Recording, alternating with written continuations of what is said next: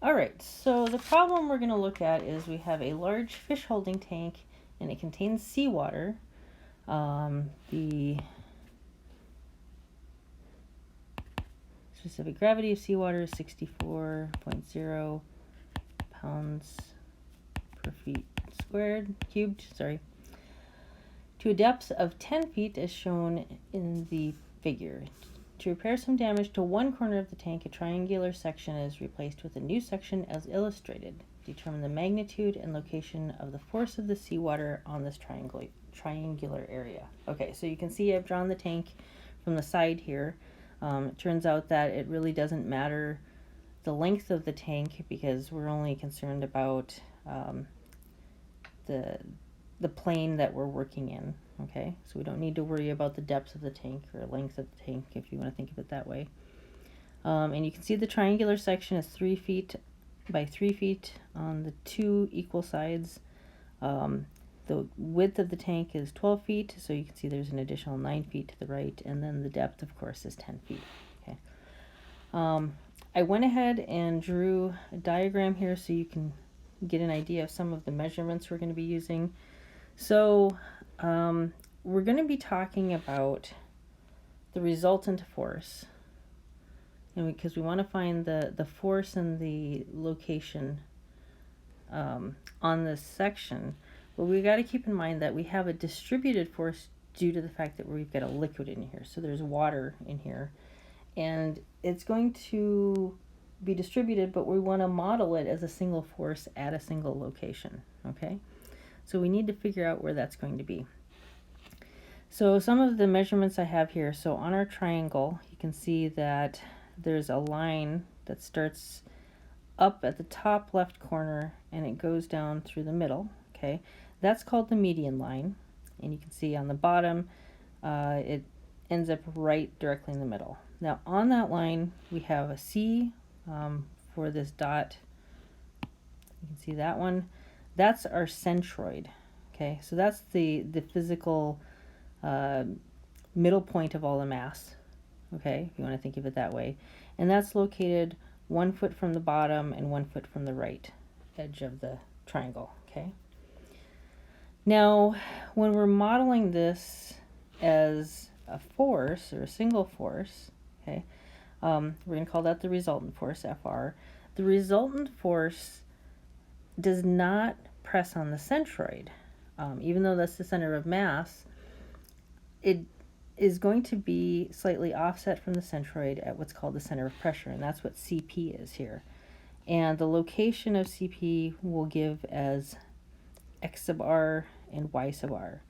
Now, one thing to note about the coordinates here, the depth of the centroid is at y sub c, and that's the distance from the top of the fluid to the centroid.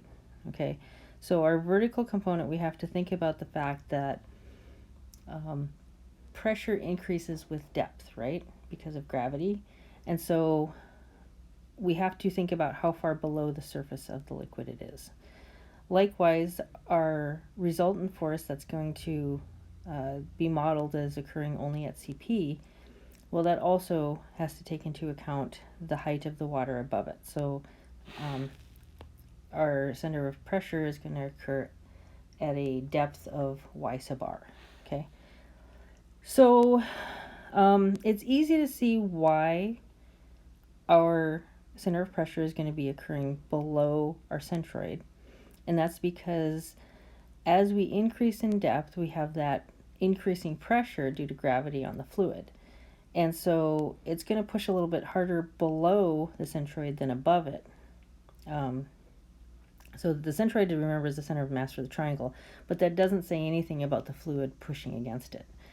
So the center of pressure is going to be below the centroid. Now, in this picture, I also have it to the right of the centroid. And why is that? Well, it's kind of because we're looking at this equation, and we want to think about an infinitesimal amount of pressure. And we can think of it as like, well, we have a little bit of force times a little bit of area, right? That's what these represent. If we were trying to do this on an object that was not triangular, that had a linear force on it or whatever, then we would have to probably do some integration. But fortunately, we're not dealing with that. So, but what I want you to think about is if I were to draw an infinitesimally small area across this triangle, the idea behind that is that this median line basically is the separator so that this little infinitesimal amount of area is going to be exactly the same as this little infinitesimal amount of area. And that's all the way down that line, is that we're dividing the left and the right. And so the centroid should be on that, assuming that we have a constant mass distribution. But the center of pressure will also be on that line because we want the pressure to be balanced on the left and right hand sides of the center of pressure. So that's why it's also offset in the x direction. Okay. So, therefore the median line divides area equally and it passes through both the centroid and the center of pressure. The center of pressure is defined mathematically this way. Okay. So we have our resultant position at x and resultant position for y. And I'm going to just throw this here. We've got this IXYC over YCA plus XC for the x position and IXC over YCA plus YC for the y position. And I'm going to go through and explain what each of these is. So of course we talked about x sub r is the horizontal coordinate for the center of pressure, y sub r is the vertical coordinate for the center of pressure, y sub c is the distance from the centroid to the top of the fluid, and a is the area of the object, which in this case, since it's a 3x3 triangle, we take base times width times 1/2, so it's going to be 9/2 meters squared. Okay, so let's look at x sub c and I sub xc and I sub xyc. So back in physics, you probably ran into something called the parallel axis theorem. Okay, the parallel axis theorem basically describes how you can find a moment of inertia through a point other than the centroid of the mass. So you can see here we've got a centroid and we have some sort of axis passing through it. And if we rotate around it, the moment of inertia for that would be I sub c. Okay. So if we want to find the moment of inertia at another point in the mass that's not at the centroid, typically what you do is you say, well, I'm going to take the moment of inertia through the centroid, I sub c, and I'm going to add the product of the total mass of that object times the distance between the centroid and the other axis that I want to run through it. Now, we have to assume that these axes are parallel, otherwise this doesn't work, okay? So, Ix sub c is the moment of inertia at the centroid. So that's moment of inertia at the centroid. Okay. In this case, this isn't exactly the same because we're dealing with pressure instead of just rotational motion and forces like we did in Physics 1 and statics. A is going to be the area. Again, I said that above here, so that's still area. And y sub c is the depth of the centroid.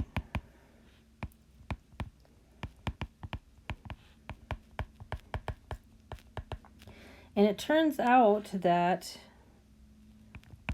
the moment of inertia at the centroid divided by y sub c times a actually is the distance between the centroid and the center of pressure along the y-axis.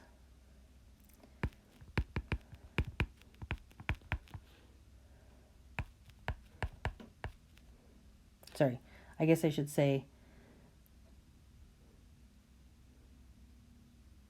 yeah, no, that's right.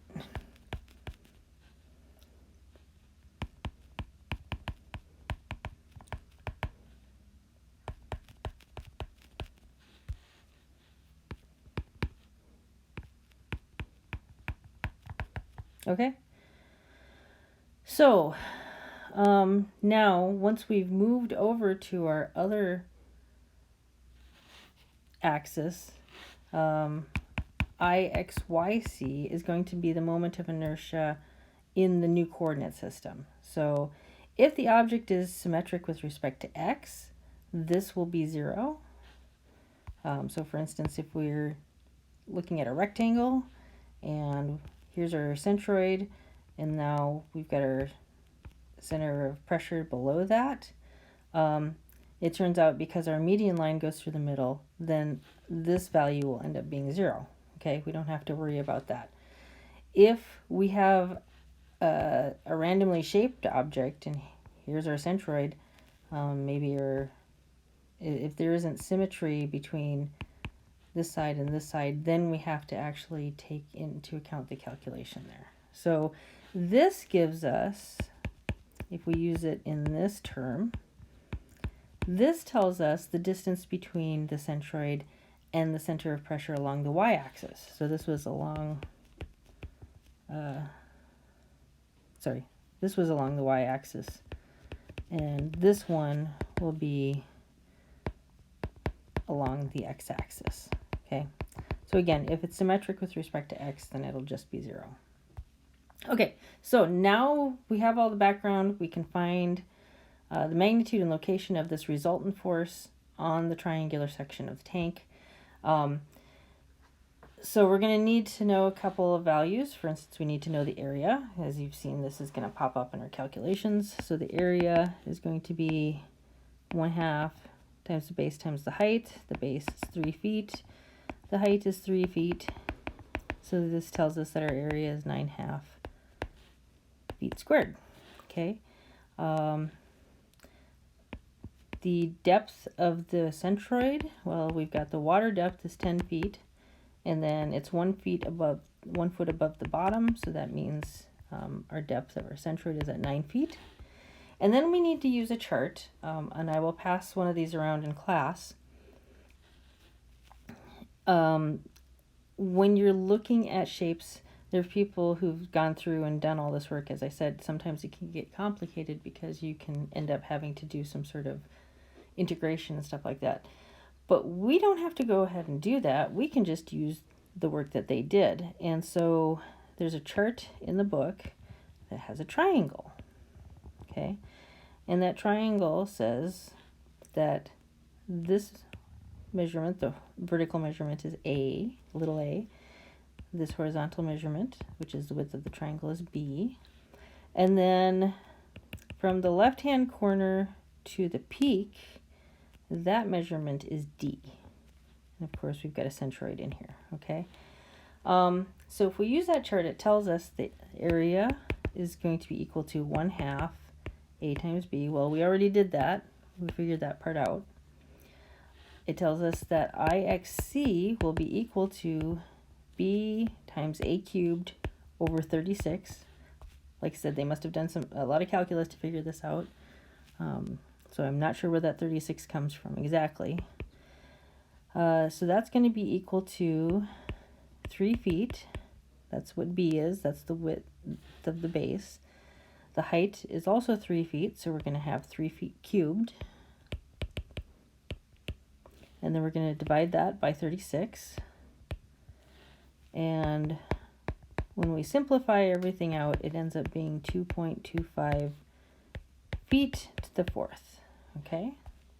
And you might be looking at that going, well, that's kind of a weird value. Well, it kind of is, but remember, when we're looking at moment of inertia type stuff, which is kind of related to this, we tend to look at Newton meters. It's just that now we have to think about density, which is a volume. A volume has feet cubed, so we're going to basically kind of be replacing those newtons with feet cubed. Okay. IXYC, as I said before, if this is symmetric with respect to the x-axis, it's 0, but on a triangle, in particular on our triangle, it's not.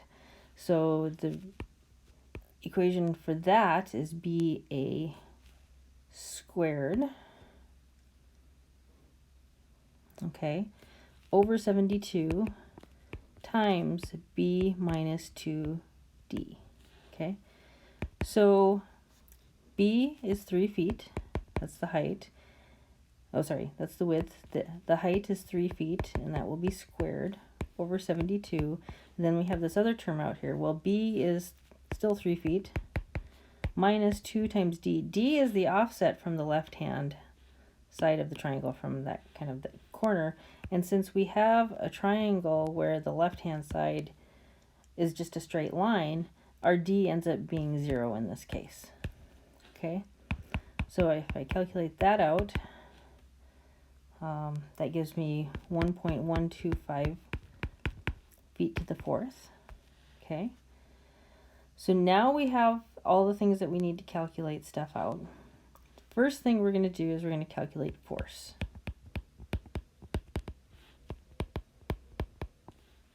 Okay, so F of R is equal to our specific gravity times the depth times A. Okay, so that's going to be depth of the centroid, I should say. So we're going to have 64.0 pounds per feet squared times 9 feet. Okay, and then times our area, which is 9.5 feet squared. Okay, so our resultant force on this particular one is going to end up being 2,590 pounds. Okay, now we need to figure out where it's located. So we're going to use our equations that I described above. X of R is going to be equal to IXYC over YCA plus XC. We calculated IXYC as being 1.125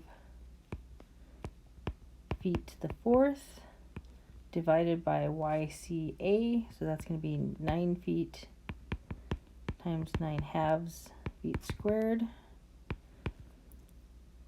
plus X of C, and we know that, I guess I didn't state this, but just to make things easier, I'm basically going to set my coordinate system so that this is equal to X equals 0. Okay? You don't have to do that. You could set it to the right if you wanted to, or set it to the left corner, however you want to do it. But I'm going to set it to be equal to 0 there, and that just makes life a little easier. So that's going to be 0 feet. So our position from the centroid is that it's going to be offset, and so our horizontal position for our center of pressure is going to be 0.028 feet. Okay. Now we need the depth. So that's going to be IXC over YCA plus the depth of the centroid. Okay. So we calculated IXC as being 2.25 feet to the fourth over 9 feet. I wanted to write that out. Times 9/2 feet squared, because that's the area. And then we're going to have plus the depth of the centroid, which is 9 feet. Okay. So Y sub R, which is the depth of the resultant force, or the depth of the center of pressure, is going to be at 9.056 feet. Okay. So you can see it's going to be a little bit deeper, and it's going to be over to the right. So that means this will fall along the median line because of it being a little further to the right, and this will end up being below the centroid.